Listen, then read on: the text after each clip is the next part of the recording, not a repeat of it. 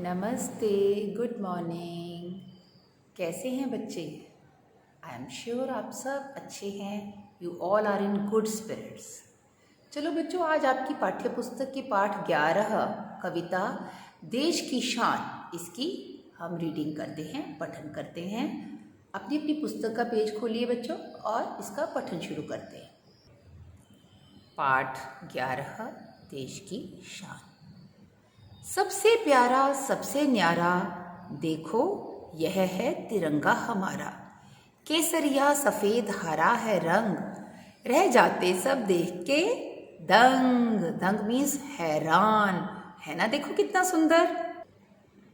देखो इसके रंग, सबसे ऊपर केसरिया रंग। केसरिया हमारी कुर्बानी का प्रतीक है। बीच में जो सफ़ेद रंग है वो अमन और शांति का प्रतीक है। सबसे नीचे हरा रंग भारत की हरियाली, खुशहाली और समृद्धि का प्रतीक है।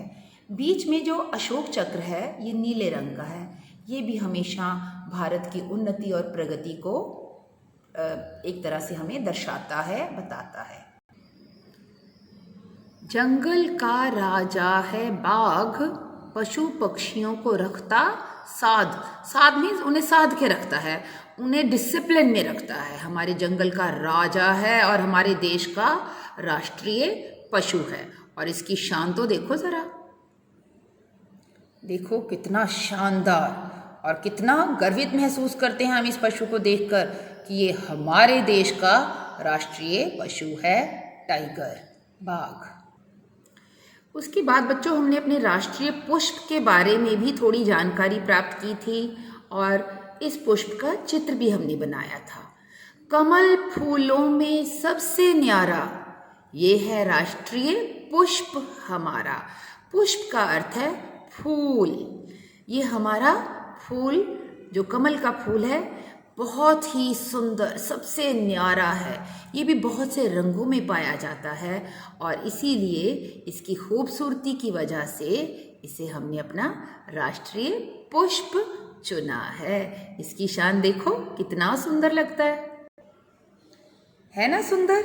इसकी जो पत्तियां हैं, पंखुड़ियां हैं, उनकी शान देखो किस तरह से सीधी, एकदम सपाट। और इसकी ब्यूटी देखो, ये लक्ष्मी भी इन पर बैठती हैं, उनके नीचे भी ये रखा जाता है।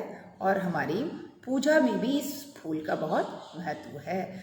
सभी धार्मिक कार्यों में भी हम कमल के फूल को इस्तेमाल करते हैं। मोर है सुंदर राज दुलारा, नृत्य दिखाता है प्यारा प्यारा। पाठ 5 में हमने मोर के बारे में विस्तार से पढ़ा था।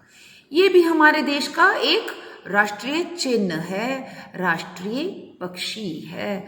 और ये अपनी खूबसूरती की वजह से, इसके पंख इतने विशाल, भारी, लंबे पूंछ है इसकी, और जो इसका नृत्य है उसका तो कोई मैच है ही नहीं। सबसे प्यारा है, सबसे न्यारा है, राज दुलारा है ये पक्षी, है कि नहीं? देखो आप ही खुद ही बताओ देख के, लगता है ना राज दुलारा? बिल्कुल किसी राजा की शान है। इसके सिर पे कलगी भी एक मुकुट है जैसे राजा की होती है, तभी तो इस पक्षी को हमने राष्ट्रीय पक्षी चुना है। अब नेक्स्ट क्या है? एक गीत और एक है शान, अपना भारत देश महान। हमारा एक ही राष्ट्रीय गान है। राष्ट्रीय गान कौन सा है? जनगण मन, ये हमारा राष्ट्रीय गान है। और वंदे मातरम, ये भी हमारा एक राष्ट्रीय गीत है। लेकिन राष्ट्रीय गान को गाना और उसके बिल्कुल कुछ नियम हैं, उन नियमों का पालन किया जाता है और बड़ा फॉर्मल तरीके से इस राष्ट्रीय गान को गाया जाता है। ये नहीं कभी भी कहीं भी गा देते हैं। राष्ट्रीय गीत भी हमारी देश की एकता का प्रतीक है।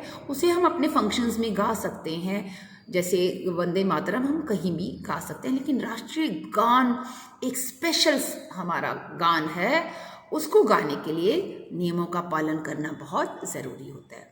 बच्चों, इस कविता का शब्दों का अर्थ, कविता का भाव आपको समझ आ गया होगा। अब आप इसका पठन करें। इसको फिर से एक बार हम अपनी लाइव क्लासेस में एक्सप्लेन करेंगे। तब तक हैप्पी रीडिंग टाइम, बाय, नमस्ते, आपका दिन शुभ हो।